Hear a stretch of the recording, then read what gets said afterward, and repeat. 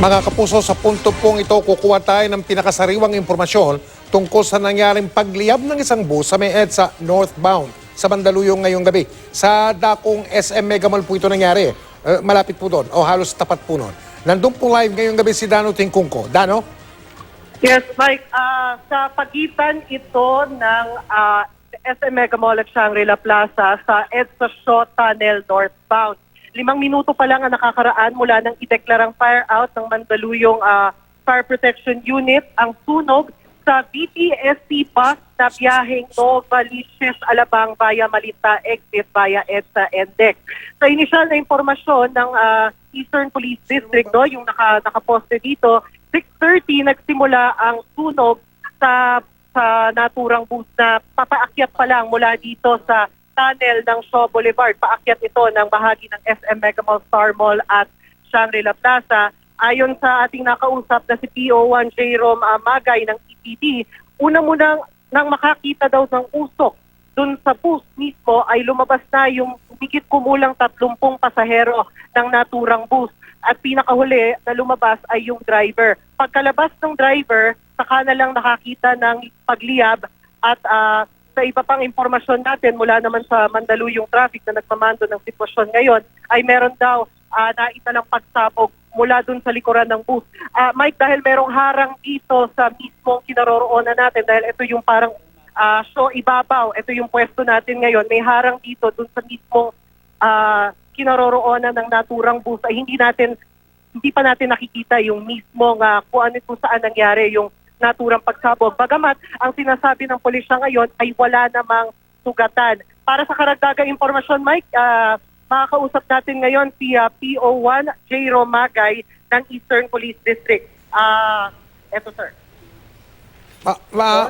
Si PO1 Jerome Magay ng Eastern Police District. Magandang gabi po, PO1 Magay.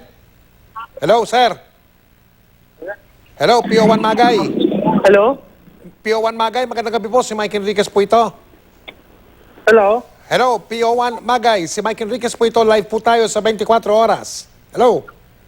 May hina kasi, sir.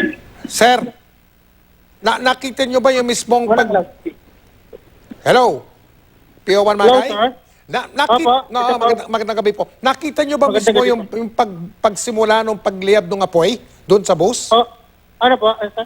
Nakita nyo ba mismo yung pag-umpisa ng sunog na yan? Opo, nakita ko po, sir. Saan dako po ng bus nag-umpisa? Po? Saang party po ng bus nag-umpisa ang sunog na yan? Sa pit po ng bus, sir. Sa puwet, sa bandang likuran? Okay, Umuusok po siya. umuusok. Nag-overheat po. Meron daw pagsabog na ganap, PO1 Magay? Opo, 5 to 10 minutes po nung nag-relief siya, saka po sumabog po. Opo. May mga investigador na ba dyan at kung meron man, may sinabi na ba sila kung ano mga posibleng aksidente ba yan o sinadya ba yan o ano? Alam na ba natin sa puntong ito, PO1 Magay? Wala pa pong further investigation, sir. Pero ang nangyari po kasi dyan, kasi nakita ko, parang hindi naman po siya sinadya. Bakit nyo nasabi yon?